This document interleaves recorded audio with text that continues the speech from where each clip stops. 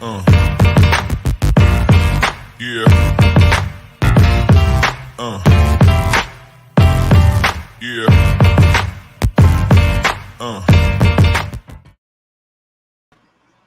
All right, welcome everybody to another episode of Sunday Snake Chat. Hope everybody had a fun and safe Halloween. If you had your kids out trick or treating past 2 nights, or maybe you're going tomorrow. Hope you enjoyed some college football and all that stuff. But let's shout out the chat before we bring out right now Steven. So, all right, we got Rob M. Welcome. We got Ron. Welcome. Hopefully, we'll see some super normals or classics. What's up, Mike? Welcome. Thanks for tuning in. Tammy, thanks for tuning in. Who else we got? There's our guest. And Eric, thanks for showing up. All right, let's get started. Let's bring out our guest. We have Steven and Courtney from Leviathan Snakes. What's going on, friends? There we go. Now we got everything set up like we had it before backstage. But yeah, so how have you been? I've been good. I'm finally over this cold that I've had for, it pretty much sidelined me for like 10 days, and I didn't do a live, I didn't do videos, and so now I'm finally back in the swing of things. So it's nice. It feels great to be back in this rhythm of doing this every Sunday, and then throwing a video out every Tuesday. That being said, it's like with every other show, we like to give our guests an opportunity to introduce themselves. So for those people that are watching this and do not know who Steven and Courtney are from Leviathan Snakes, we're going to give Steven an opportunity to tell you what they're all about. Yeah. All right. So first I'll say Courtney is here. She is taking care of Ellie right now, our daughter, who is trying to go to sleep at the moment. So once Ellie's asleep, Courtney will be in here too. But I'm Steven with Leviathan Snakes. My wife and I started Leviathan Snakes in 2020, I think it was. And it was from Courtney. She is the one who started it. And it started off with her getting a pet ball python. He was is a banana calico hidden gene Woma male. And he was, or is, because we still have him, the best pet ever. Great. Awesome. And she actually asked me, I think on 2 different occasions, whether or not she could start breeding ball pythons just as like a hobby. And the first time she asked me, I told her no. The second time, and I'm like, that's weird. What are you going to do with all those babies? Second time, I told her no. This is a few months later. Like, that's weird. What are we going to do with all these babies? Like, if we can't sell them, what's going to end up happening? And then the third time, I said yes. And when she first started, I wasn't really involved at that point. And in fact, Courtney started it. She ended up making an Instagram, and she made maybe 5 to 10 posts on Instagram, all by Courtney. It was all Courtney at first. Like, I wasn't involved at all. And I saw the engagement that she was getting, like the initial spark that was happening on social media when she had just started her account. And I was like, that's really interesting, because I work in marketing at the time. I was the digital marketing manager for the South Carolina National Guard, and I saw the engagement rates and her growth and all that stuff, and how quickly it was happening. And that's what really caught my interest in the breeding business aspect, beyond just keeping them as a pet, was how quickly Courtney was getting interest. So Yeah, I noticed that too. I started everything social media wise last April, and I'm at 1,900 followers, and I just had my first clutch. So I mean, for somebody that just had animals and future breeder, but to be able to see how much I got before just interacting with the community and posting the snakes I already got, it was like, wow. And then to see who's following me, okay, that's pretty cool. No, it's awesome. It's super cool. The ball python community, the reptile community in general, but ball python community, because we breed ball pythons, is so freaking supportive. I really, really like it. And I love how there's the same names in all of the chats that are always here. And it's just awesome seeing Kike and Rob and everybody else. It's awesome how everybody supports everyone. Yeah, I really like that. I have a group of people here in Pennsylvania and the surrounding states, and we have our own group chat. And we constantly have each other on, each other's shows. and that's nice. It's nice to have that group, and then I have another group. We do the Hair Down Fridays and that sort of thing, and they're from all over. But it's nice to have like every different groups that you can bounce things off of, and then everybody showing up for everybody. It's really nice to see that. Mm-hmm. Even if it's just like, okay, I'm doing a random live tonight. Here, you want to hop on? So there's bound to be somebody that's like, yeah, I'll chat with you for an hour or whatever. Mm-hmm. So I mean, it's nice. It's nice seeing the support, honestly. Yep. Yep. And we have somebody new here, I believe. Scale Envy, welcome. Yeah. No, Scale Envy's awesome.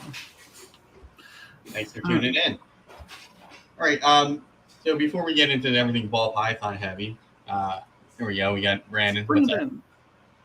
Brandon's freaking killing it on social. Yeah, he is. Yeah, he is. So you guys have or plan to get anything other than ball pythons? So we actually own 2 boas, but we don't plan on getting any more boas. Originally, when everybody gets into like the reptile hobby, like not just like getting one animal, but like when you really start getting into it and you buy like a bunch of stuff just because like that's so cool, I want this. We did that with the boas. We bought 2 boas. We got a male and a female with the idea of like, oh, maybe we'd want to breed boas at some point. But it turns out that we like, nothing against boas in general, but we like the ball pythons way more and we understand the ball pythons way more. So they're just pets for us. So, but we only plan on breeding ball pythons. Yeah, I ran into that issue. I've always had reptiles my whole life. Even when I was in college, I brought leopard geckos with me, and then that turned into a ball python. So like when I moved into this place, it's like, I only have 1 ball python. Let's add some stuff. So it turned into, bearded dragons, more leopard geckos, more ball pythons, and then it's like, I want to get into breeding ball pythons. And at this point, I did not know what existed. This is 2019 when I decided something like that. Like before the pandemic, I was like, okay, yeah, I have no clue, how much it had changed in the previous, from the previous decade when I had, it was pieds, albino, fibers. It was a small amount of genes, so it just, it was crazy the change. So I'm like, okay, that's what I wanted to do because, it takes a while to grow them up, 2-3 years, but it's a lot easier than dealing with lizards. So. Yeah, like I feel there are lots of cool reptiles. We have gone really hard in the ball pythons. Yeah, I feel that. So. All right. So you guys have quite the social media following, and I know I don't have this on the list of questions, but it's definitely something I wanted to address before we get into the whole ball python thing. So, what are you guys using for your YouTube videos, for your social media posts? Yeah. So we use primarily the Adobe Creative Suite. So we try everything that we can whenever we're posting a picture on Instagram or anything like that. The picture or video is completely unedited. Like not unedited as in like cuts, but I mean like there's no change to color. Okay. It is like the way that we do it is that we try to make sure that our lighting is like on point in order to make the picture look as good as it possibly can, but we don't want to change the colors at all in like any editing software because we think that it's like not quite given the aspect of our kind of hobby, changing the colors to make something have more contrast or higher vibrancy or something like that is a little like almost feels like you're lying about like how the snakes look. So right. Ours it's all about lighting and it's straight from the camera. So, but we do use the Adobe Creative Suite if we need to like resize something. So like Lightroom or Photoshop, if we're actually changing the dimensions or something. And then for videos, it is Premiere Pro. Okay. So that definitely helps. Right now I'm using iMovie. Okay. And that's only basically because everything I have is Apple. iPhone and MacBook, so it just works that comes free. And I'm able to airdrop everything if I'm filming on my phone, and it can go there and right into iMovie, or even do the iMovie on the phone itself. I don't like that because the phone is tiny and bigger hands. So And iMovie's so user-friendly too. That was actually the very first video editor that I ever used. But it's so user-friendly. It's really, really nice. Get it with iMovie. Okay. Brandon says give DaVinci a try. Okay, I'll look into that. Yeah, I have heard of DaVinci. I've heard that's really good. I hear that. So the biggest problem, I never actually recommend Premiere Pro to people. I use it and I really like it, but it is a beast of software. It is not user-friendly, and it is a very, very high learning curve. It's just that's what I know. It's kind of what I not started with, but that's what I used when I kind of upgraded from iMovie. And then I'm like, well, I'm going to learn how to use this one. Right. I feel like if you're using something like a software for work, and you get used to using that, and it's like, okay, that's what I'm. There may be something better, but I'm so used to this program now.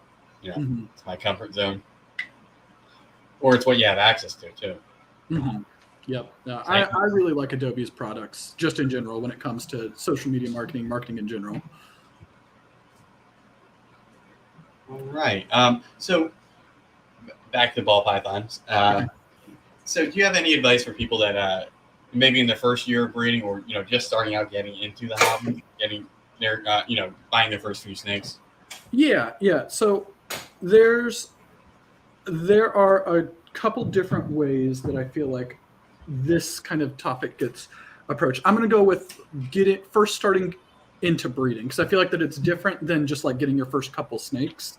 But this is going to be assuming that somebody knows that they want to breed. And the first piece of advice that I would have is like know why somebody wants to breed. And Courtney's here. Hi, Courtney.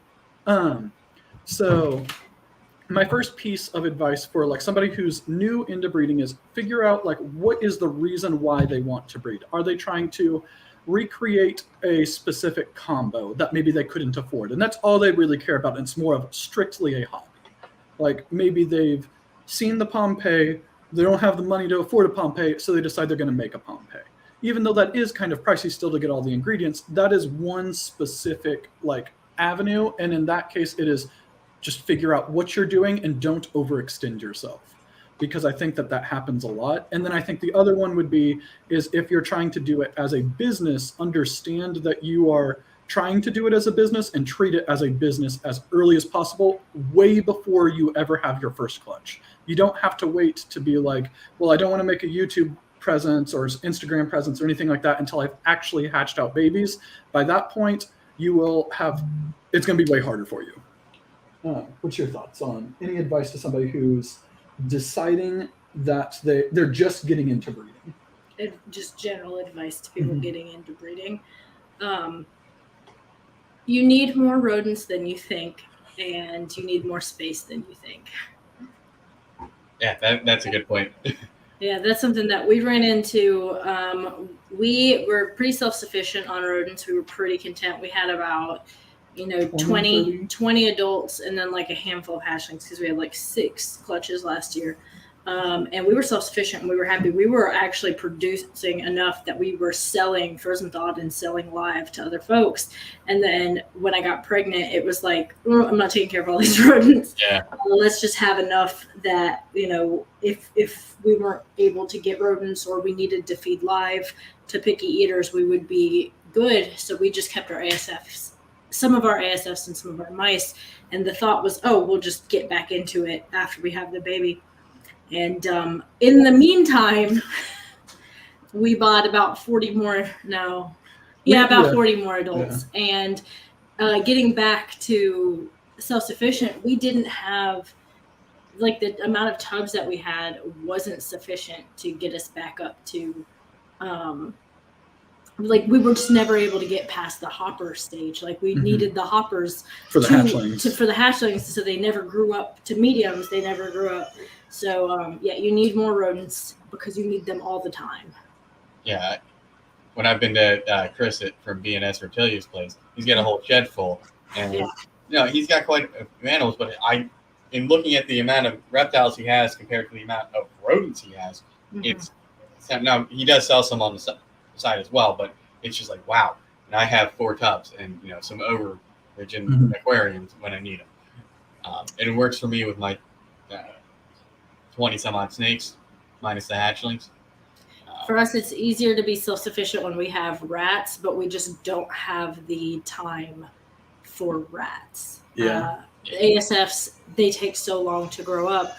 Rats, they're, a decent meal in a couple weeks, whereas ASFs, it's like months. Mm-hmm. Yeah. I'm finding out that since I have hatchlings right now, I might miss the window when I have something live to offer because it grows so fast. So I'm hoping Alice has a litter.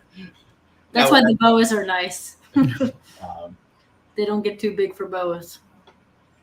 But I took some advice from Phil, but I have the same thought process when I'm growing up everything rat wise. So rather than growing up to a medium, I'll just grow up weans and smalls, and then feed more. Mm-hmm.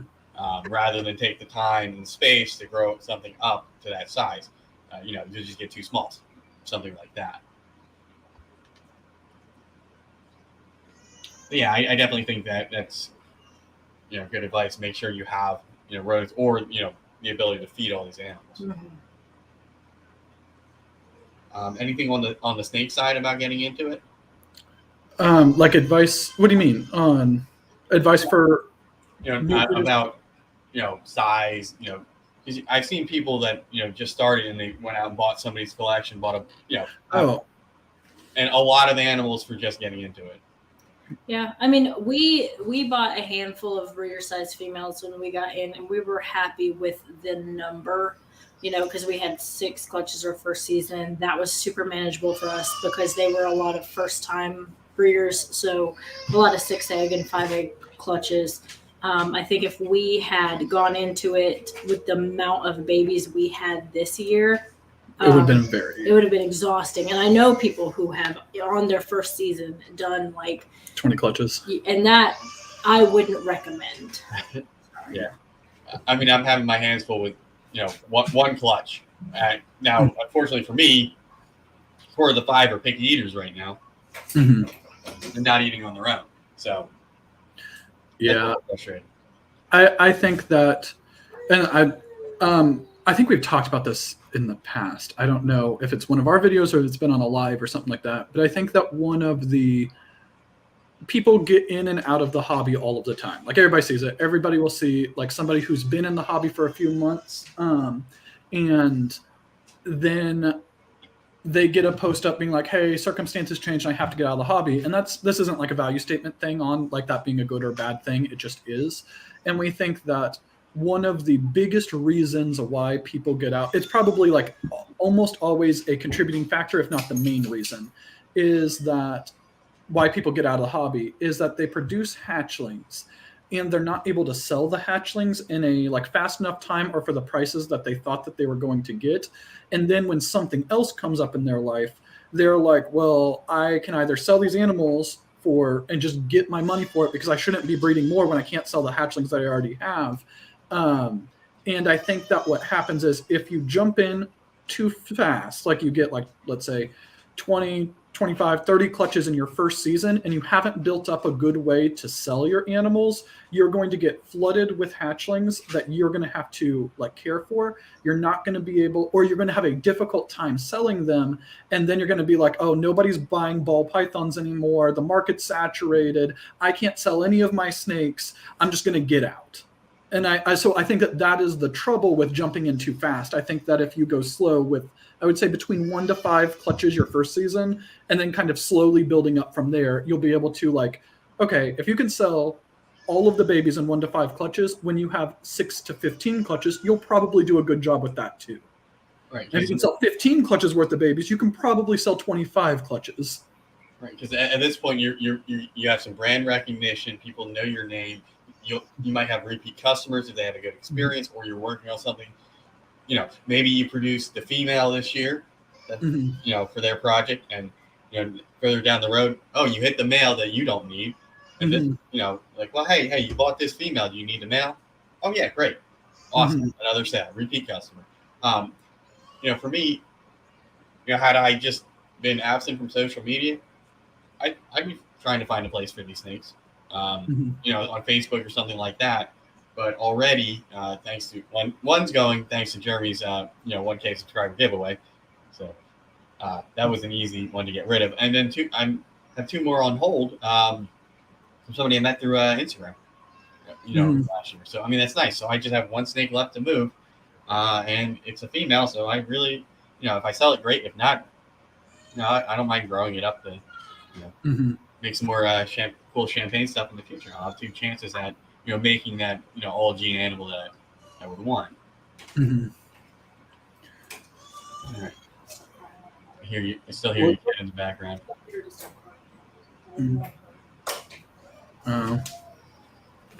I apologize again. Ellie's just being stubborn about not going to sleep. So. Yeah, I get it. I have friends with kids where it's, all right, we're ready to do something, and the kid is not going to go to sleep. So, it's understandable. All right. So let's get into more of the actual ball pythons themselves and the genetics that you're working with. Okay. So we'll go ahead.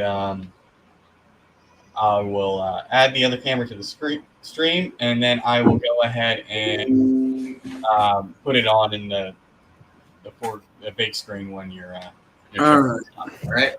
Okay. So what do you want to talk about first, or you just want us to show off? Like we fed today. We kept 5 snakes to show off. So we have lots more snakes than that, but we have 5 because all our snakes are out in like a building that's in the lot next to our house. Right. Yeah. So we have 5 snakes to show off. So. Okay. So we can talk about it through the list of the questions, and then as any of the questions relate to a certain project that bring out the snake, that's fine. So we'll start off with you have a favorite incomplete dominant that you're working with? I have one. Do you want to go first? Okay. So I would say my favorite incomplete dominant is probably, it's hard. I was gonna say asphalt, but then there's banana, like Niala too, like. So my favorite would be Niala. That's one that's kind of like newer, and that's why it's my favorite right now. Is because, I love banana because I love what banana does to everything. But Niala's kind of like cinnamon, mahogany, stranger, that darker morph that just has a really cool look to it once you start adding it into combos. Dog? What's up? I think I heard your dog in the background. No. So, Steven, how about you? Asphalt or so, you pick one? If I had to pick one, all right, I'd probably go with asphalt. Banana is there too, but it's for a completely different reason, different stuff. But asphalt for actual project.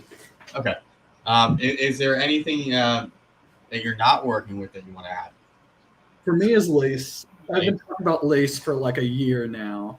I think that the lace stuff is super cool. I think that the video that Justin did showing off all of the different white lace combos compared to the DG combos, I think that was awesome for the whole lace project. And we're not in the lace project yet. So again, as I say, this is not a biased we're in it, so we're trying to hype it up. We're not in the project. And the more that we talk about it, the higher the prices get, it seems. Yeah. But I think it's so cool.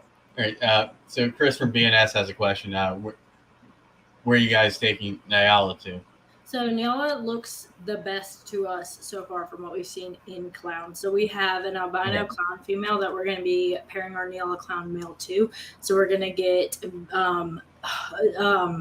Niala clown het albinos right away, and then we're going to also work it into sunset, obviously, with him. The stuff that Willie has already done has been a lot of Wally. Sorry. Sorry. The folks who we got the Niala stuff from would be Wally Vanderbilt in South Africa.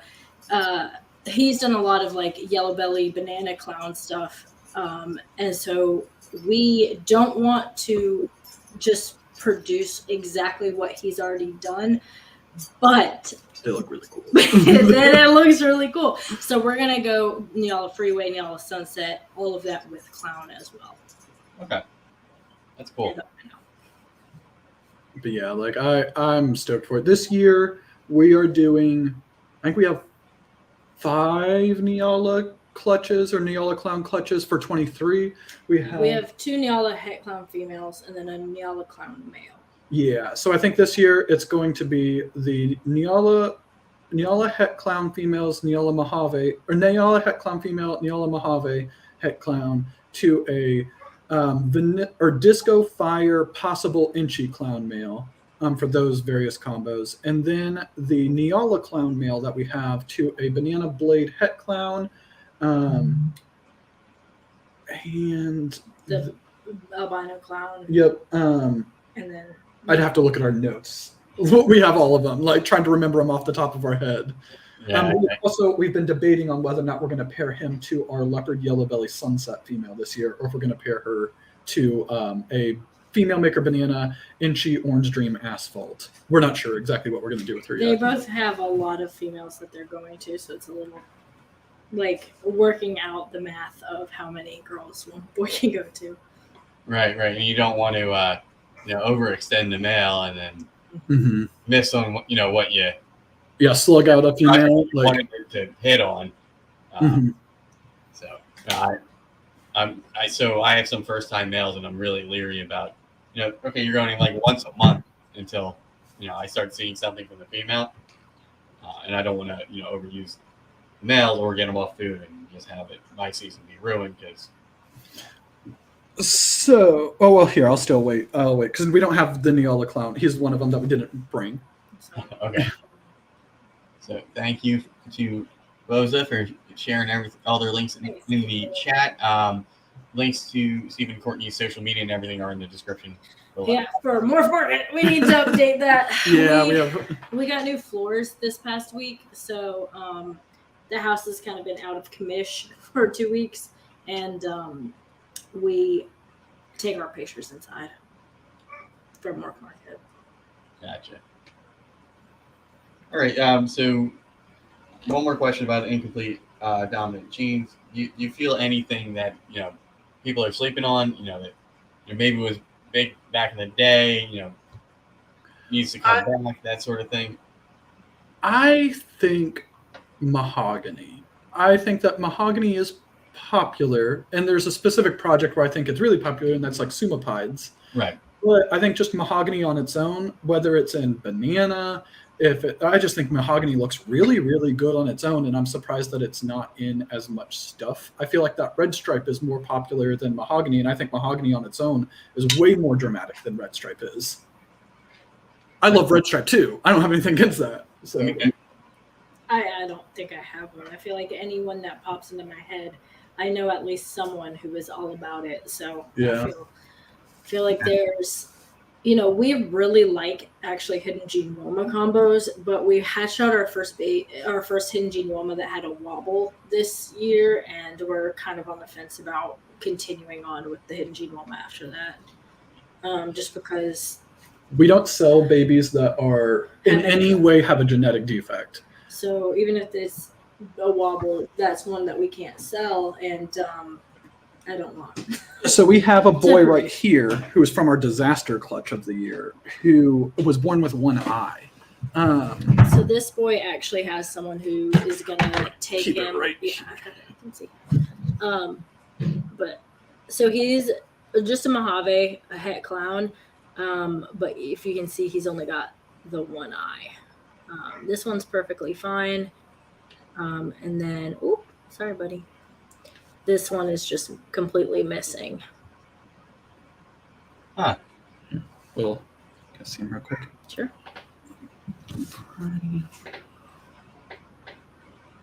Oh, crap. Hold on. I'm trying to. There's like a little bit of a lag, so you're going to make yourself dizzy if you try to watch that.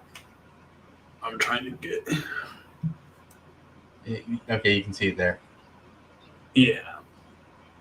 So he's actually already has a home like set aside. So we don't sell snakes that have any that are not perfect. So if they are not perfect, what we will do is like essentially if somebody wants to get them, we will They can pay for shipping if it has to get shipped, but that's it. There's not like an actual cost involved for it. So that's part of the reason why like it makes us hesitant to continue doing breeding hidden gene woma. Not that we think that just having a wobble means that the animal like is terrible or anything like that, but we don't want to have our brand associated with like, oh, Leviathan Snakes is made this snake and it has this horrible wobble and they sold it to me and didn't tell me about it or something like that. Right. I feel like, there's a point with a wobble where, and you don't know, you could hash something out and it'd be fine. If it has one of those genes, ship it. And then, a year later, the thing's corkscrewing and, awful. So I have the same feeling, with champagne. Luckily for me, so far, nothing I produce has, any noticeable wobble. They're just being stubborn hatchlings and not eating on their own. But I feel like if I did hatch something with a wobble, I would do the same thing. I think you're getting You're getting distorted. Sorry, I look like I'm in a funhouse mirror. Yeah, I think as you get closer to the side, you're getting like lens aberration. Sorry. Okay. All right, so I think I know the answer to the next question. What's your favorite recessive? Do you want to answer yours? Surprisingly, Steven's is clown. Go ahead. So mine's Sunset, obviously. And this year, we were able to hatch out our very first, we produced our very first visual sunsets. And awesome. We are freaking stoked about them. All right, so we got 2. We had 7 eggs that were good. She laid 8. We had 7 good eggs. And we ended up hatching out 2 sunsets. So, hold on, I'm going to up the ISO just a little bit so that way we can see them a little bit better. Oop, wrong way. There we go. All right. So, you can see the 2 sunsets. So they look, when they first hatched out, like, so she is like what we would say looks like just a regular sunset. Both of them are regular sunsets. They're both just single gene sunsets, but this one up here is way brighter, just colored. We just think it's polymorphism now. But it had us wondering if there was an extra gene or something like that. But we don't think so anymore. We think that it's just polymorphism between the 2. Yep, there's the 2 of them. But yeah, we love the sunsets. Carol. I mean, that's awesome. You get the visuals. And did you start with visuals in the project? Yes and no. So our male is a visual sunset male. So and then their mom is a het sunset female. And then we have a super banana visual sunset female that is being paired right now. So she should go in 2023 sometime. And we have a leopard yellow belly sunset visual female who's going to go in 2023 most likely. We have a leopard 66% pos het sunset female who's going to go in 2023. We have a normal 66% pos het sunset female that's going to go in 2023. We have a banana inchy het sunset female that will go in probably 24. And then we have all of the hatchlings that we've produced this season, including these 2 girls. So quite a bit. We're stoked for it. We've had really, really good odds for our sunset stuff this year. Yeah, like sex-wise, we've got lots of females when we wanted females. If we wanted a male, we got the exact combo of the male that we wanted. Hugh only likes the leopard yellow belly sunset. Hugh, you need to come over and see them in person. It's been like 2 years and you still haven't come over yet. But no, they look. So the thing is, people talk about the Sunset Project in one of 2 ways. Either 1, they love it. 2, they turn brown when they get older. And I can say for a fact, after us having multiple adult sunsets, not all of them. It depends on the individual snake and the expression. Like I would believe that the darker of these 2 right here probably, when she is an adult, will look brown. But the lighter is probably going to maintain, she's going to be like change her colors a bit, but she's going to maintain much, much more of those oranges along her sides, even as an adult. Because that's kind of how our boy looks. That's actually kind of interesting because I would assume that the darker one would hold their color because I feel like the orange is what would brown out, just thinking about it. But that is like, so there's that. On the sunset browning out, all that stuff. It also goes into like pretty much every other gene except for Desert Ghost browns out. Right. I don't get the hate. Like DG and Enhancer, like the only things that, you know. Or albino, I guess. Like, my thing is that every living thing on this world browns out. My dog has a gray face now. You know, like people get gray hair and people get wrinkles. Of course, it's gonna fade color. They're not a baby anymore. Just like your kitten is gonna become a cat. It's it's gonna happen. That's how aging works. Right. Like, you know, I for me, it's interesting. Like I hashed out a pastel that isn't that vibrant. It's got a really nice pattern, but it doesn't have that really nice yellow. And then I have another one from somebody else that is really yellow. You know, they're both the same, but that polymorphism is just, yeah. For me, it's hard. It's like, well, you know, that obviously it's gonna, you know, fade as it ages. I mean, it is what it is. But you know, if it has that pattern, you know, I think that I like pattern in certain animals. So I think that definitely helps. I do want to say one thing for the like cat and whatnot. So I see like again, lots of people have different opinions. You either really like sunset or you don't like it. There's not anybody who's like, yeah, it's kind of cool. I'd get it if it was cheaper or something. It's usually like I love it or I hate it kind of thing. I think that one of the biggest benefits of the sunset project, not necessarily just single gene sunset. One, I actually think single gene sunsets look amazing. But the reason why I think that the project itself is so popular and so hot, like we've sold literally every single het sunset female or double het sunset female that we've had available so far. We have one het sunset left this season. That's available. Yep. Every single other one we've sold. And the reason why I think that it is such a popular project is that there's no other morph in the entire hobby that does what Sunset does. You can look at, let's say Clown. Clown is one of the most popular projects. It essentially predominantly changes the head stamp and it changes the like dorsal, where you get the really, really strong stripe down the back. If you're looking at a Clown, like let's say you've never seen any of the combos before, and you're just looking at a Clown and you're looking at a tri-stripe, they look kind of similar. There's nothing like Sunset. And so that's what I think is going to be the really, really big benefit, is that there are going to be, and there already are, combos that look incredible in Sunset, like the Sunset Ultramel, that you can't get anywhere else. So you have to have the Sunset gene in order to get these cool combos that are really coming out, and they're only going to continue to get explored. Because, I mean, the Pompeii, like, blew people's minds, and that's red stripe, yellow belly, black pastel, spot nose inside of Clown.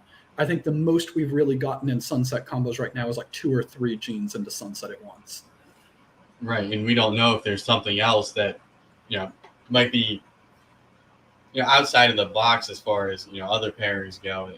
You know, oh, you throw this in there and it makes Sunset, you know, incredible. Nathan says it's like a red GHI, and I agree. I feel like the pattern is kind of similar to, braided. I call people by whatever their handle is. We have a friend, Justin, whose thing is JJ, and I always refer to him as JJ. Sorry. But yeah, no, the pattern is very similar to GHI, but it's got that red and orange. Mm-hmm. Yeah. But that's my thoughts on it, is even if somebody doesn't necessarily like the single gene Sunset, which I think they look awesome, there are combos out there that look wild, like insane, and that there's not any other way that you're going to be able to hit those kinds of combos if you're interested in them, unless you are working the Sunset project. Right. And from it, you mentioned before, you know, knowing if you're going to be in this for the hobby or in this as a business. And right now, in this as a business, Sunset is, you know, if I look at it right now, and I buy a visual male and a visual female, right? Mm-hmm. Even if, you know, what they're going for is half of what it is right now, mm-hmm. those clutches are still going to make me money. Oh yeah. So, if you're in this to make money, that right now I think would still be a wise investment because it's going to take some time, and depending on what people add to it, it's maybe the single gene sunset drops, but adding another recessive, adding more codoms, finding the right codom, you can definitely create a higher end animal. 100%. Like, I actually think that one of the signs of a at least recessive project that's really, really high, honestly, this works for incomplete dominant too, is normally if it's an established mature project, like for clown, which is more expensive, males or females? Generally, females. Yeah. But with sunset, it's actually reversed. I saw that. I was looking at Brandon's page when I was at work and on lunch. Just price point. Like, heck, the males are more expensive, and that makes sense right now. Because right now, you can pair one visual male to multiple females and get more hets, and you can only get one clutch a year out of a female. So until there are more available, it's going to be. I think that it's a piece of evidence that shows that the demand for the project, the fact that males are more expensive than the females, it's a piece of evidence that shows that there's more demand for the project than there is supply able to satisfy it.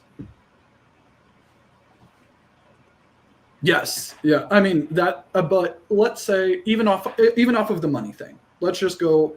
You want to make a double, triple, quad recessive project. If you already have your clown, if you have your pied. I was about to say, Hugh, I disagree about making the money back, because you know what you do when you have a male? You make all the snakes you want to hold back, and then you don't sell anything that you produced the first year or the second year, because people like Brandon start talking to you and they say things like, well, you hold them back and then it'll be easier to produce the visuals, and then you hold the visuals back and then you can produce more visuals, and in 10 years you'll see a payoff.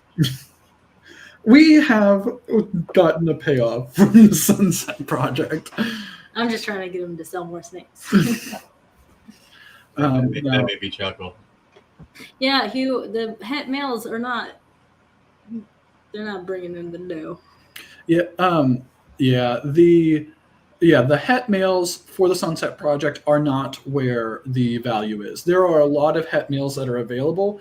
I think that once genetic testing gets to the point where you can test for Sunset, I think the het males will be way more valuable at that point. Because you're like, okay, well, I don't want to have to spend $5,000 to make 100% hets through a male. I'll just go buy a het male Sunset for $300 and pair them, and I'll just hold back the ones that test positive for Sunset. Right. I mean, I think that's something that we're all going to have to deal with, is the genetic testing. Now, if it's something like Sunset or a higher end recessive, maybe you do test that normal. The payoff is there. But if it's a normal het pied, het clown, something like that, that's a normal. Even right now for me, it's a normal. So. Well, they're not. I don't think anyone would test a normal het pied, because I don't think it adds any value. It does not add more value than you would get by knowing. Yeah. So if you just have a normal het pied male, it's what, $50, and something like that. And the test is $75, so you already lost money. I don't think it's worth it to test anything that wouldn't significantly increase the value. But if you have a 66% pos het Sunset female and you test, and you're like, all right, so this is a $400 to $500 snake, but if I test her and she proves out, she's now $1,000, $1,200 snake. And you could save who you're gonna be pairing your male to. But yeah, so this girl her name's Espion. She is definitely our holdback. The other girl is also a holdback, but most likely we will end up posting her. But it will be like a situation where it's like, hey, this is a holdback. We're treating her like a holdback, so this is the price. And if you want to pay for it, that's great. But there's not going to do a payment plan. We're not going to come down on price for the other one, because we want to hold her back. And the bigger she gets, the more valuable she gets too.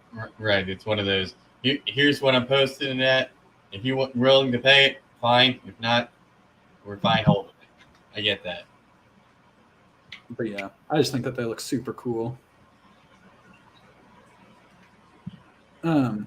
But yeah, I was just kind of holding her here so that way we had a little bit of a snake showing in it, and we can play with the little extra camera setup for this. I mean, it's definitely. I think this way works better. So I like it having that, the snake cam, more so than just holding it up in front of the camera, because sometimes when the snake's moving, you don't know which way to move the snake in relation to your camera. It can create an issue. I've had people, here's a snake, and it's like, well, we can't see it, move it, left. But yeah, so we've had really good luck this year. We've made a lot of double hets for sunsets and other genes. We ended up, we did 9 eggs for our sunset to clown pairing. We got 3 males, 6 females. We are holding back 1.4, and all of the other ones have already sold. We did sunset to ultramel. We got 10 eggs in that, 5 males, 5 females. That's a collab clutch with our friend Troy from Balls and Strikes. So he's going to get half the clutch, we get the other half. And the way that it breaks down is that we get 3 females and 2 males. He gets 2 males or he gets 3 males and 2 females. Then we also have a Desert Ghost clutch that we're collabing with him. Those babies are due to hatch out this upcoming week. And that was a pastel inchy chocolate Desert Ghost female to our sunset male. And we got 7 eggs from that one. So from that clutch, we'll get 3 of the babies and Troy will get 4. And it is, damn, that sucks. Oof. I'm sorry, man. Oh, and I'm sorry he didn't prove out. Like, I was like, man, if he gets a male clown at sunset, like, but I'm sorry, man. It is a what was I saying? Oh, and then we did for the other clutch of sunsets that we did, it was a red striped yellow belly to our sunset male, and that one we had 6 eggs. We had 2 males, 4 females.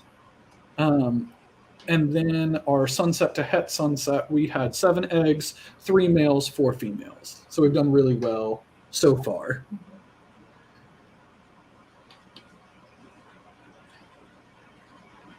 So, is there anything coming up in the future, pairing wise, that you're willing to share? Any ideas for where to take the sunset project? Yeah. I mean, I'm all down. We're super transparent when it comes to like what we have planned.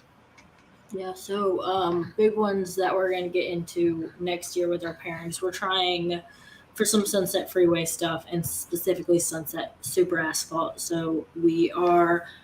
We have a super asphalt female that's probably going to need another year of growing, but we'll be pairing her into sunset to get asphalt het sunsets.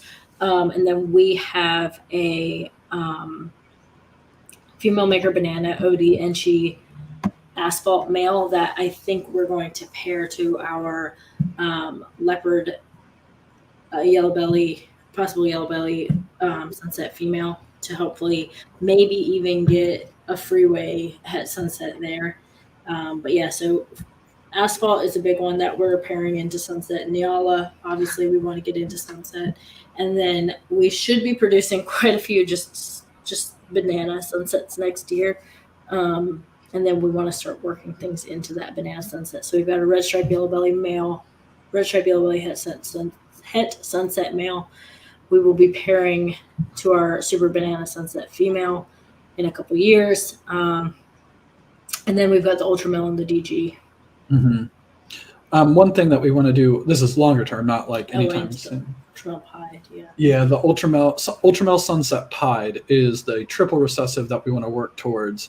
So we have the ultramel sunset double hets that are hatchlings right now, 3 females from that one. We also have an ultramel het pied female that we picked up at Daytona this year. Who's also a hatchling, and so they'll all be ready at the same point. I don't know exactly how it will go, but maybe like next year, once they're a year old, if there is a triple het sunset ultra male pied that's on the market that's like within our price range or something like that. I think that might be something we'd be interested in, because we could pair that triple het to all our double hets and then potentially make the sunset ultra males that are 50% het pied and then test those ones. And then we could also pair the triple het to our ultra male het pied and make ultra male pieds that are 50% het sunset. So that's I'm trying to like imagine in my head, what that animal would look like. have you seen the ultra male sunset? I have. Okay. I've seen like, the combos of everything. I'm just trying to imagine, what that pattern would look like on the pie as far as the coloration. We're hoping to show you in a couple of years. I would be It's gonna be orange. Yeah. I'd be so I happy. know. I don't even really care that much about the pattern. I just want it to be like lower white, low to mid white, and I want it to have that ultramel sunset orange with just huge splotches of white in it. Triple hets. Oh, that's awesome. All right, well, Nixon, if you get an extra triple het male, let us know. Yeah, I feel like low weight is the way to go anymore on any pied. All right, I'm gonna put her up. So I'm gonna different. anytime somebody comes up with anything cool, Steven's like, "Oh, if they have a this, we'll talk to them about it. If they have a freeway, if they have an asphalt male, and every time somebody doesn't have it, he's like, oh, well, I guess now we could go for the whatever." Like, so now he's like, oh, a triple hit. I'm on it. I mean, you gotta always look for something that's gonna improve your projects, or that missing piece.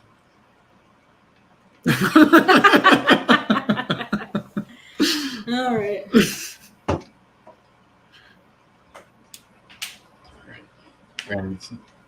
Got some jokes.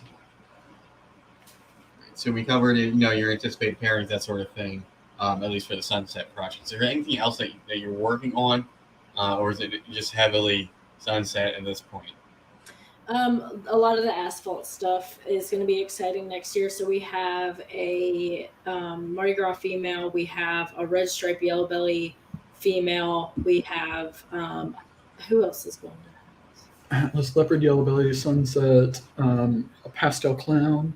Okay, well that's not so. That's not going to change anything. So we have quite a few things for asphalt as far as like adding banana, Enchi, orange dream.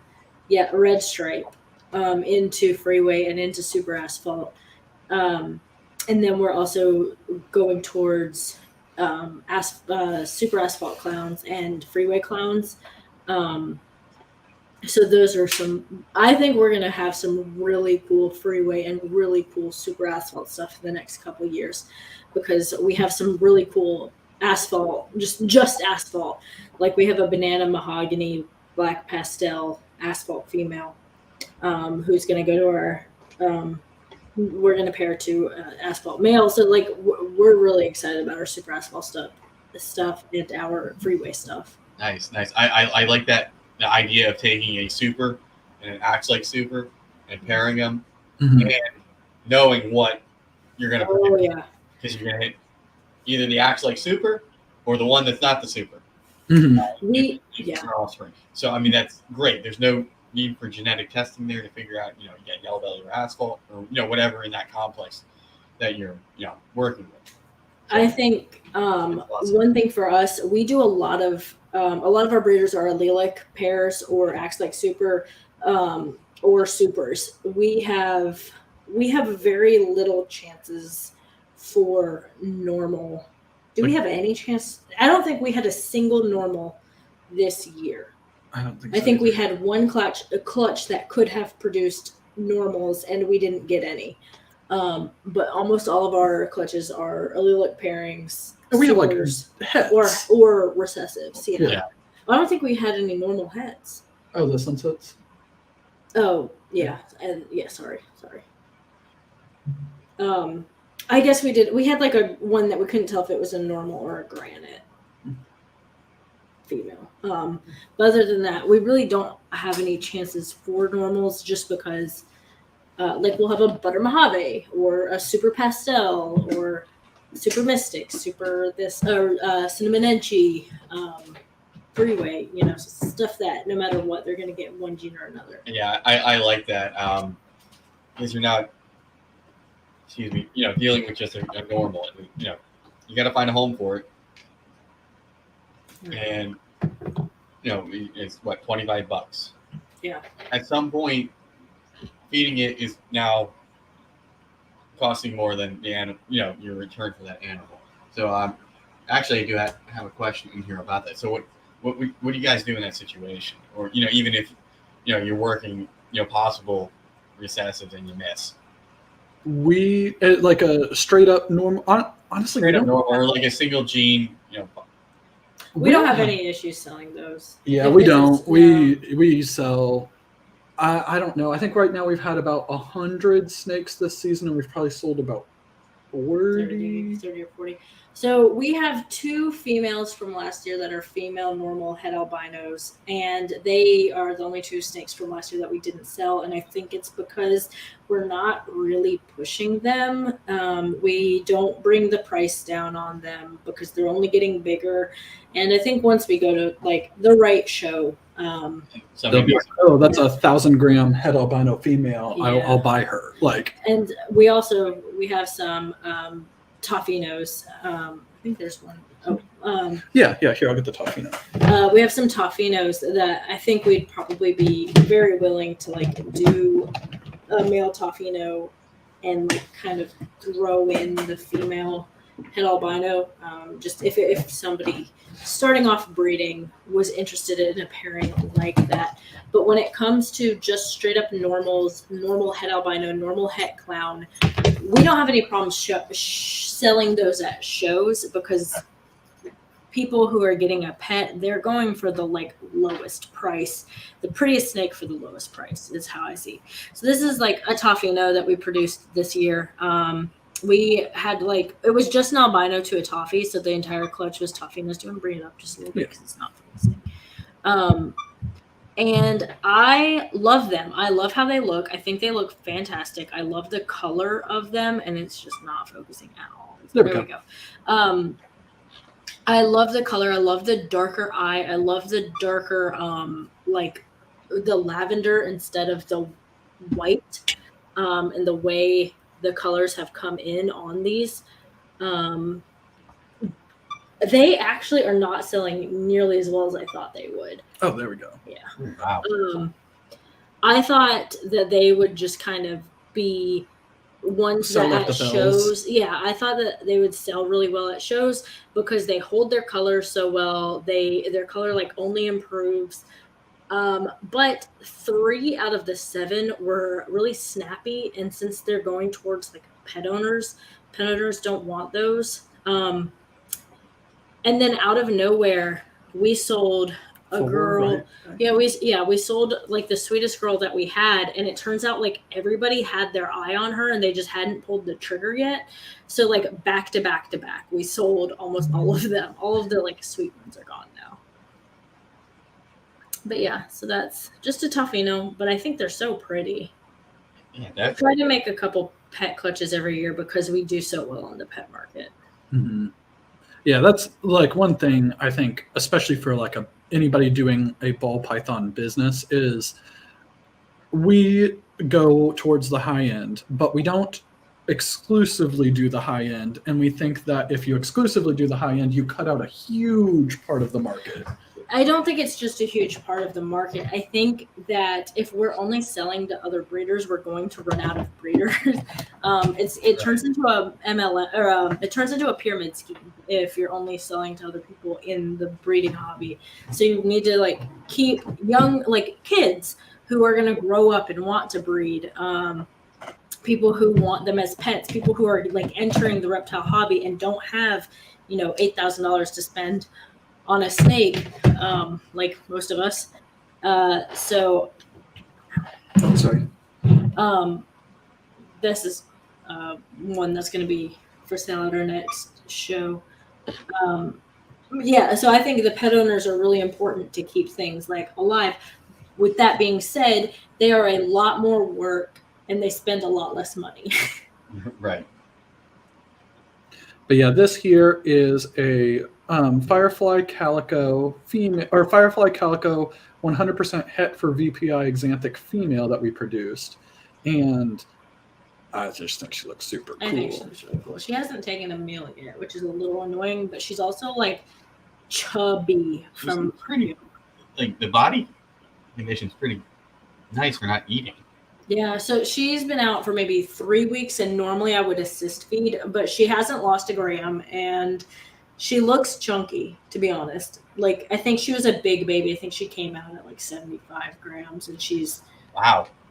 74 right now. So I haven't assist fed her. I don't think she needs it. I think she just had plenty. She was a big egg, and I think she just absorbed a lot of yolk, and she's not hungry. Yeah, Well, I have one that's 41 grams that I'm concerned about. But you said 41? Yeah, and it didn't absorb anything, really. Yeah, we've had to assist feed 5 babies this season. We only had to do 1 last year. And then we had 2 20-gram babies that they, those had to be assist fed, and you have to assist feed them like pinkies or fuzzies and hope that they do well.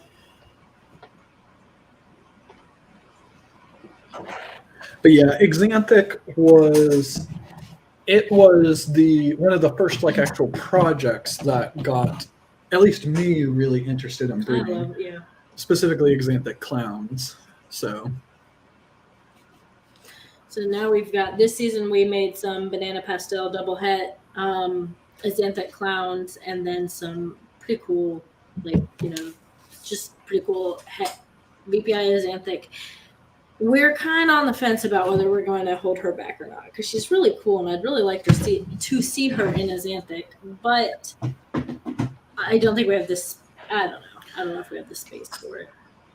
I'm sure we have the space to like hold her back and get a clutch, but exanthic was originally one of the big projects we were going to work, and then we shifted away from exanthic and more towards clown and sunset for our recessive stuff. Right. So if you found the right male. So that's the other thing, is like the male that we would pair her to, we're not going to have a visual exanthic male. We're just going to have the double. We're going to sell the visual exanthic hopefully this year. So, by the time she's up to size, maybe we'll have another male visual exanthic, but exanthic's just not a project we're really trying to move forward in. We want to make exanthic clowns because that was like a goal of ours. So maybe pair her to the exanthic, or the double head exanthic clown boy. I don't know. On the fence. Yeah, I get that. We ended up selling 2 of our holdbacks from last year, so yeah, we're trying to be smart about our holdbacks. Yeah, we learned. I don't know if it's quick, but we definitely learned by now, our second season, that the space requirement for ball pythons is completely different than what we originally thought, and we are not. People will talk about I want to have 100 clutches a year, and there's no way we could do 100 clutches a year, not with us working full time. There's no way at all that we could handle 100 clutches a year. No, I don't think so. I think we could handle 30 at the absolute highest end, maybe 50, and even then I think we'd be pushing it. So we're trying to Which I'm really glad that we've both realized that at this point, because I was really stressing when Steven was like, yeah, we can do 100 clutches a year. And I was like, that's a lot of mice. Yeah, right. It's a lot more work than that's what you're used to. Because 100 clutches, that's not 100 babies. We had 100 babies with 13 clutches, Yeah. 500 clutches, that's a lot of 1,000 babies. A lot of tiny mouths to feed. And a lot to sell, and a lot to get vet inspected, and a lot to tote with us when we go to shows, a lot to take pictures of and post on Morph Market and record feedings of and make sure. And right now we had 95 hatchlings I think this year, and we've really had to rely on things like putting clips on the tub if they didn't take a meal, so that I know how long it's been since they hatched that they haven't taken a meal, so I know when to assist feed them, because it could very easily get forgotten if it was just on the card like we usually do. Mm-hmm. So with your holdback stuff, are you, I have like two camps of people that I talk to. So one camp is, oh, it's a female, hold it back. Hold back every female you ever produce. And then there's, well, you can, if you can use it in a future project, keep it. But if you can sell it to reinvest later, do that. I feel okay. So I don't think I'm hold back every female that we have. I feel that we have, for me, it's generally the sunset clutches, that there's, we're probably averaging, 3 holdbacks for each sunset clutch, but then we have other clutches. Yeah, we held back 2 from the red stripe yellow belly het sunset clutch, a male and a female. We held back 1.4 of the double hets. We're gonna have quite a few. So I think we hold back female heavy, which I think is smart. And I don't mean to sound like negative, because I feel like all the things that come out of my mouth sound argumentative, but we definitely do not hold back every female. No. We produce a lot to sell, like specifically for the purpose of selling. So like we'll have a 10 egg clutch of bells. I don't want to hold any of those back. They're not what I like. I don't want them. I have. We already have all our bell. Yeah, we all have our bell breeding group. We don't need more bells. We don't need. So like we had the double het clown Azanthic. I held back 2 females, 1 male, because I don't want more babies than they'll produce. I don't want, I don't want 30 pos double visuals. I want a manageable amount for the time being. That's the other thing, is we kind of realized that we're not trying to pair animals just to pair animals. Right. Which before, I think a lot of the advice that we had heard was like, an adult female will never not be valuable. Will never. You should never sell an adult female, because she can always produce a clutch. She can always produce a clutch. And this year we've sold a lot of our breeder size females because they're producing clutches that we aren't necessarily interested in producing. So, like an example of this is that you could have a single gene inchy female or pastel or anything like that, and they're amazing animals. I think they're really, really good for new breeders because they let you get into the breeding aspect before you've invested thousands of dollars to do it, and then you can kind of learn and understand, like, all right, I have these many hatchlings, this is how I'm going to take care of them. But if you have an inchy female, unless you're pairing her to a very, very high-end animal, you might be able to make $1,000 off of her clutch, or in the exact same amount of work with the exact same upkeep cost, exact same enclosure size, you can make a clutch of banana clowns and make five times as much money.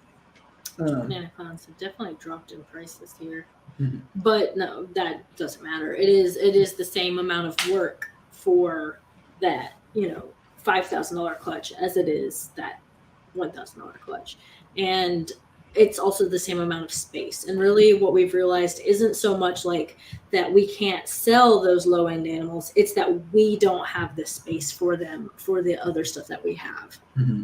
And also, when like Courtney had said this earlier, people who are buying the very, very inexpensive $200, $300 snakes are often the most work to handle for customer service. And so we tend, this is very true.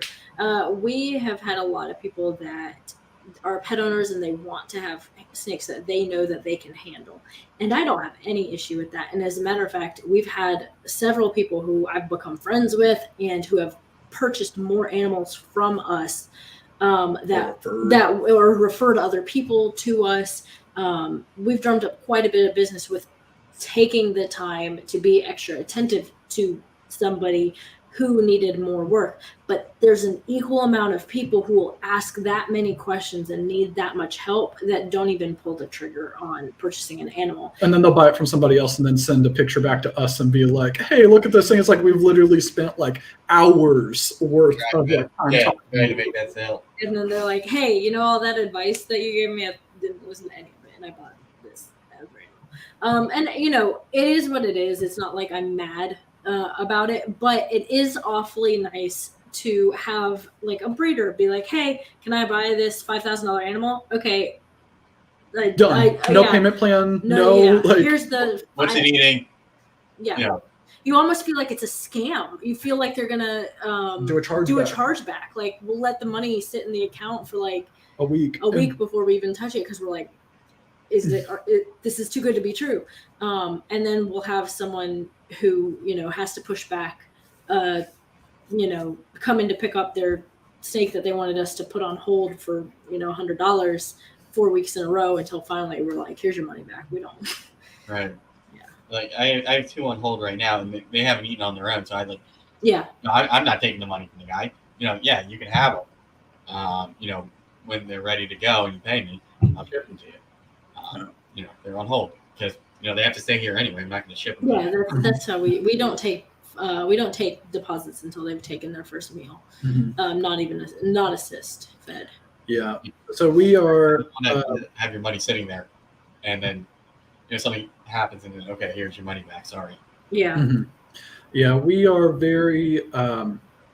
We love, like, honestly, there are some people who are awesome customers, and it's, even though it might be like a lot of like customer service to support the sale or support them afterwards, they're awesome people. Really, really enjoy talking to them, and that's not what we're talking about on this. It's more of the people that are willing to spend thousands of dollars on a snake. They know what they want. When you have what they want, they will, like, here you go, like, and it's that. The easiest sales that we've ever made are our most expensive sales. Which is crazy. Yeah, I mean, I get it. If you have something that somebody wants. Yeah. And I know, like, we've been at shows and someone will be like, we'll have like a $1,200 animal and they're like, do you take cash? And I'm like, yeah, I do. You can't charge back cash, you know. Is this counterfeit money? Because do you take cash? No. I only take Bitcoin. Yeah, I feel like if I do a show, I have to get that counterfeit. Yeah, we have a counterfeit pen. I spent more money on that counterfeit pen than I think we've made cash sales. But everyone, cash is king. Cash is king, but nobody. So here's a fun story for you. Chris Eaton from Snakes and the Fat Man. We were talking to him. I thought you were going to tell the Bob Vu one. Oh no. So we were talking to Chris Eaton a while back. We were about to be on 15 Minutes of Lame, and we were just chatting with him. By the way, 15 Minutes of Lame, if you haven't seen our interview on that, there's going to be voting in November for the lamest person of 2022. And I think he's got it. But no, we were talking to him, and he was talking about, he's like, yeah, back in the day, there wasn't Venmo or Cash App, friends and family. You would see an animal that you wanted, and you would pay cash for it, and you would put the cash, $100 bills, in a phone book, and then you would overnight the phone book to the people and hope that they sent the snake to you. And that is also how they sold drugs back then. But no, yeah, so apparently that was how they used to do distant sales. Yeah, they put the money in the middle of a phone book and overnight it. Send your self-addressed stamped envelope to the breeder. What's your price list? Yeah, well, yeah. And then there was a time with like Bob Vu from Bob's Boss.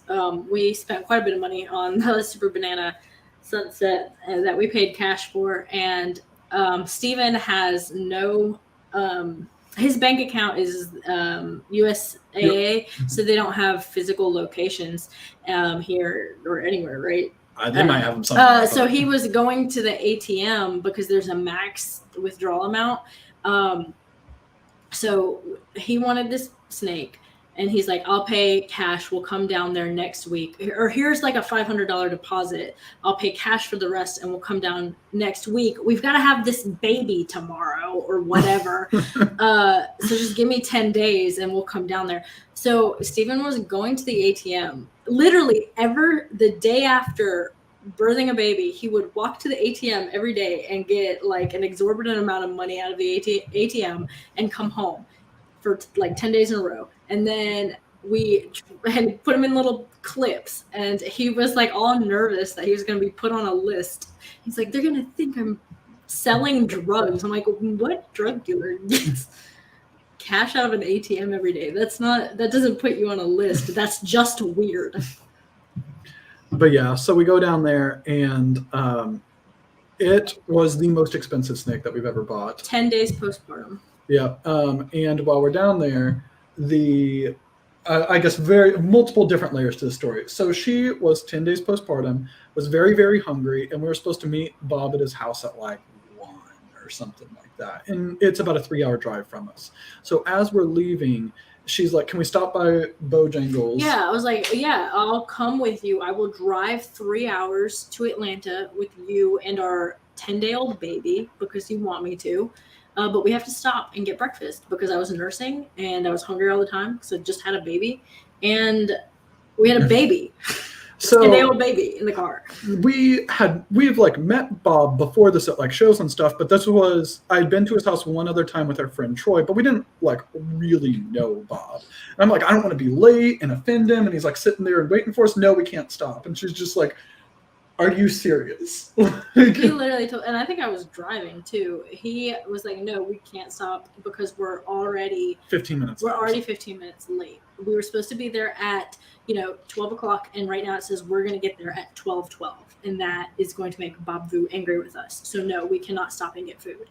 So we text him that we're on our way, and that we're going to be like 15 minutes late. We're so sorry about that. And we get maybe 2 hours down the road. I'm starving and frustrated. And then Bob messages us back like, oh, hey, I'm actually going to run out to lunch real quick, so I'm not going to be back until 12:45. I hope that's okay. And I was like, we're stopping right now for breakfast. So we stop and we get breakfast, and then we get there. And when we get there, we hung out with Chris. Chris, yeah. With Chris Pilgrim, we hung out with him for a little bit. And then like when Bob gets there, it's just like, he's like, why didn't you stop for food for? Like, yeah, he's like, why on earth would I care that you were 20 minutes late instead of 15? Which, by the way, we got there at like, even after we ended up stopping for food, I think we got there at like 12:17 instead of 12:15. So we're going there and we're like counting out like the money. And this is, like I said, the most expensive snake that we had ever bought. And still to this day, the most expensive snake that we ever bought. And it's all in cash. So we're like from an ATM. So it's not $100 bills, it's $20 bills. Yeah, it's $20 bills, like counting out like, here's thousands of dollars for this snake. So they're in like, money clip. Or not paper clips. No, they're the binder clips. Binder clips, yes. So every $100 is in a binder clip. Yeah, so we're going through, and it is like all chilling on his table, and we have this little like money box that we use for shows with us. That all of it was there, but it's all sitting there. He's showing us different snakes and stuff like that. Thousands of dollars are just sitting on his table. There's also, again, I know we're tangenting off a lot. Okay, all right. I'll stick to the story. There's if you know somebody who's still selling a rhino, Bob's in the market. Yeah, Bob's. But that's a different story. But anyway, so we're going there and we're like shows off a bunch of like really cool animals. He's showing us all his like desert ghost Xanthic. Yeah, like crazy cool animals. There's a desert ghost pied over here. It's like, yeah, she's an extra one, so I sold her for like $30,000 or something like that. Like, so we finish up, we have the Super Banana Sunset, and we're getting ready to leave, and Bob's like super, super nice and stuff like this. He makes like a joke. He's like, oh, let me get all this money put away. I know I just left this out and about. And then as he's putting it all away, Courtney goes to him and she's like, hey, actually, we need those. Can I get those binder clips back? Yeah. We need those. Those are expensive. So, yeah. But Steven the whole time was acting like he was being taken on a museum tour, and Bob was very like, Professional. Very, very professional. You could kind of tell that he was like, these people just paid me a lot of money. I should be nice to them. And then it took until we started actually joking with him, and then it got a lot more natural. Yeah. But once Steven stopped, kissing the ground after Bob stepped on it, things got a little more natural.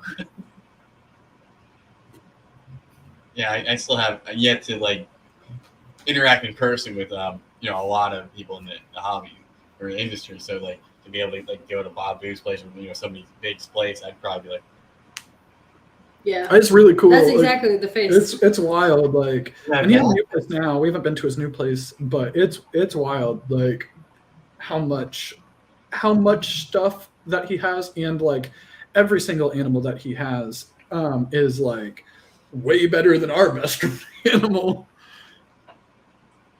It's wild. Yeah, because we got our best animal from him. Okay. It's just like, for me, it's like, here's what they're posting on social media, to be able to see what's in the racks that, they know about and a few other people know about, but it's not like public. Like that's the voodoo stuff looks crazy. He hit a lesser voodoo, desert ghost something. I don't remember what the actual combo was, but it was lesser. I want to say lesser leopard voodoo desert ghost. I could be wrong on that. And he was showing it off, and it had like how like mystic potions have that like purple hue to them as babies. Yeah. It had that purple hue to it, and I was like, that's wild that that combination of genes does that. I think you said that like you haven't met like a whole lot of people in person. I think the best, like, I want to say like friendships that we've made have been like Brock Wagner and Brad Boa. And Brad and Kevin Boa. Bo's thing is Brock because I don't know, just such a down to earth person that like the thing, he just got into snakes really early and did a good job and stayed in. And that's kind of like, he is excited for other people. He wants other people to do well. He gets excited when other people are in a project that he's in because they'll buy from him. Right.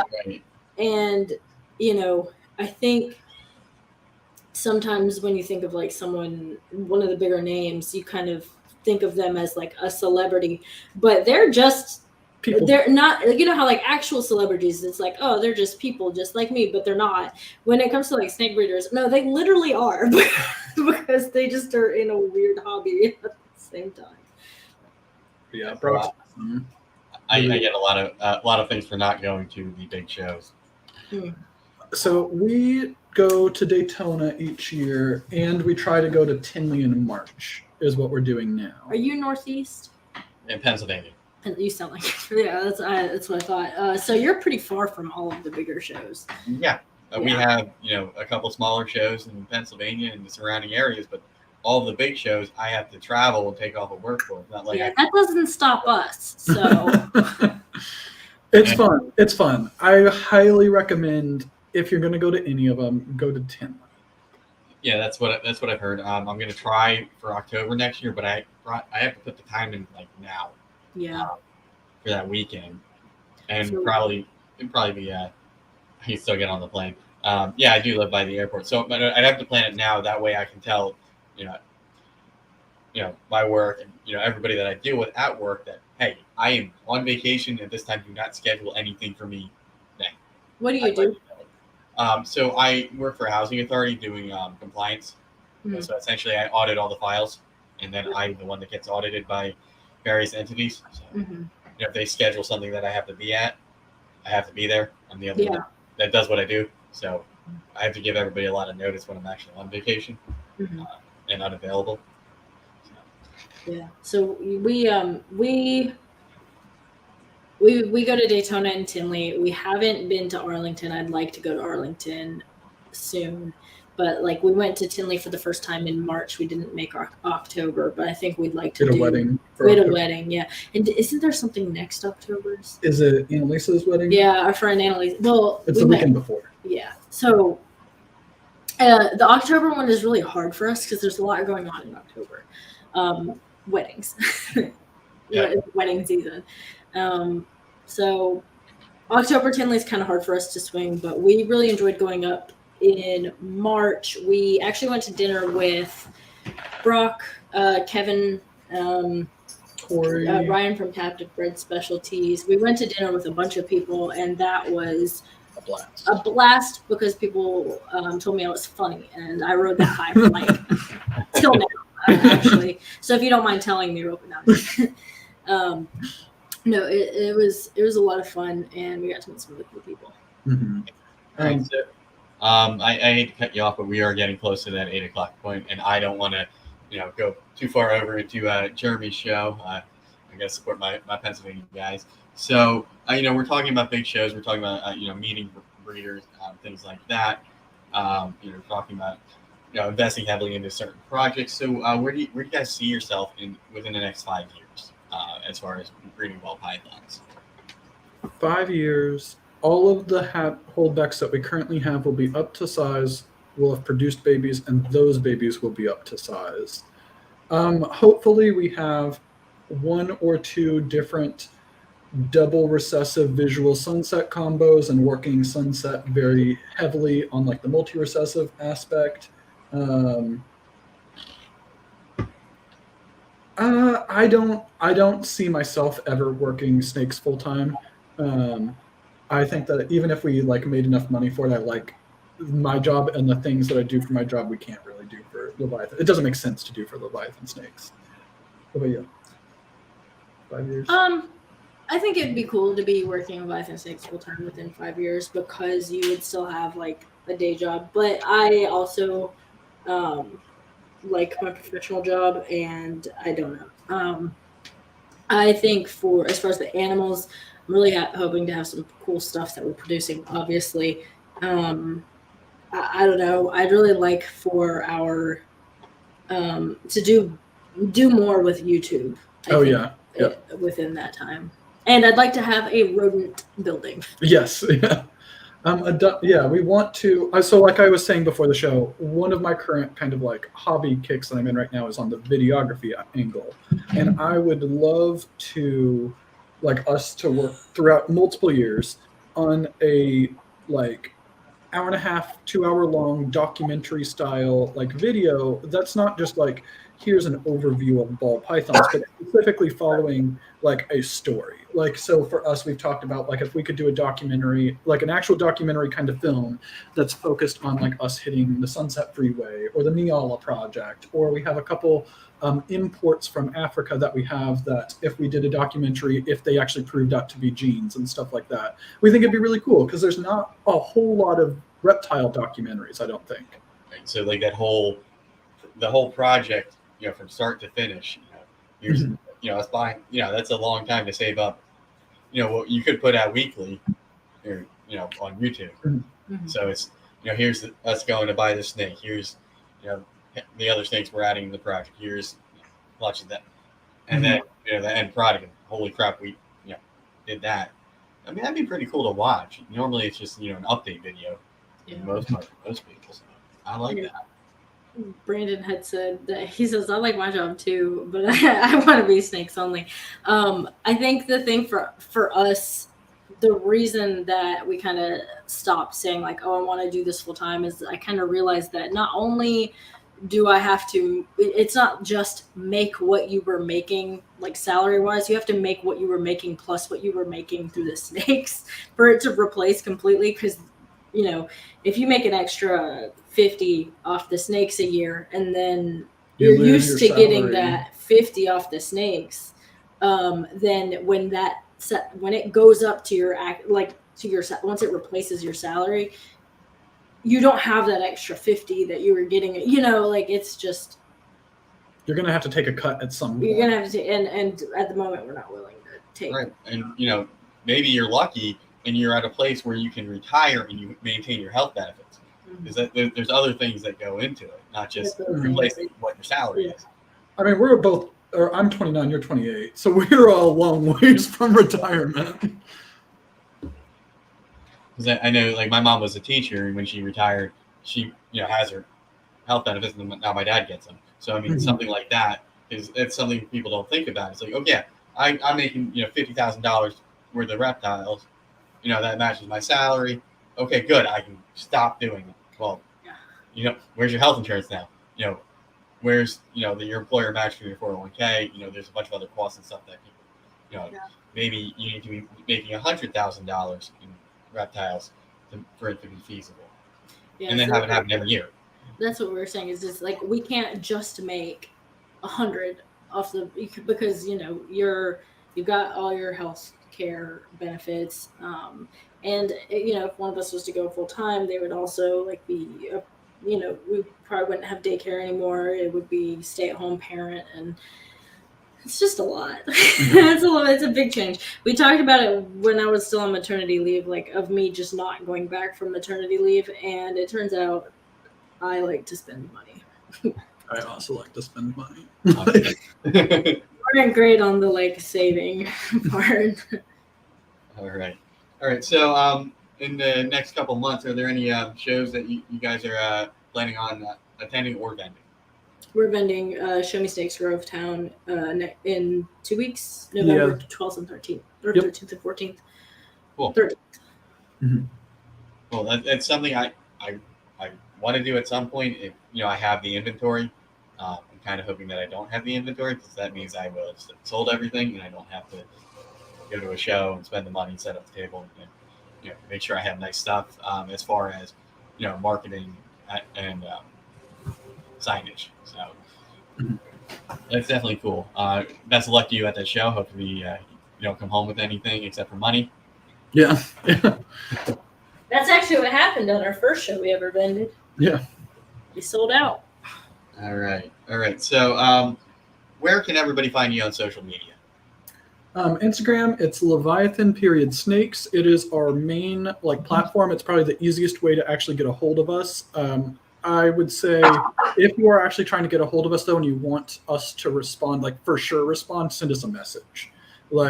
The way that the comments and likes and stuff like that gets lost because they get aggregated. Yeah, once you hit over 10,000 followers on Instagram, it aggregates all of your notifications by post. So it's really easy to lose comments that way. So you see that here's the post, here's how many likes, here's how many comments. Yeah. And it's by whatever the most recently liked thing is. So if this happens a lot, where one person goes on a liking spree, and then all I have is the whatever post they liked last up at the top, and everything else is lost. Yeah, and you might have a reel that gets pushed that you posted 3 weeks ago, and now all of a sudden you're getting likes or comments on that one, and it's so even though we just posted something, it gets buried. If you want us to respond, send us a message. And then YouTube, we post a weekly video on YouTube. Generally, I would say 95% of the time it's on Wednesdays, but TikTok. We also have a Facebook presence, but the Facebook presence is the exact same as our Instagram, just whatever's posted on Instagram. That's what I do. I have a page, and whatever I do on Instagram just gets posted there. All right, guys. Any final words for the chat before we get out of here? Brandon's awesome. If anybody's looking to get into the Sunset Project, check him out. He has some amazing snakes. And also, hey, everybody else. Yeah, and Chris. Yeah, there's so many people in the chat, but yeah, Brandon's I always talk to him about the Sunset Project. So. All right. Well, I thank you guys for taking the time to sit here with me and talk about snakes. For 90 minutes. It's a Sunday night. It's getting kind of late, but thank you for tuning in. After we sign off here, everybody's left in the chat. Go check out Jeremy Warfel. I'll drop a link in the chat. And check me out next week. I have Ray from Alluring Serpents on. Oh, cool. So that'll be fun. He's got some pretty cool snakes. He's got a smaller collection, so it'll be nice to see, maybe to be more informal, we just go back and forth on our project. So we'll see what it's like. Cool. Yeah, very cool. Be sure to check it out. Thanks. All right.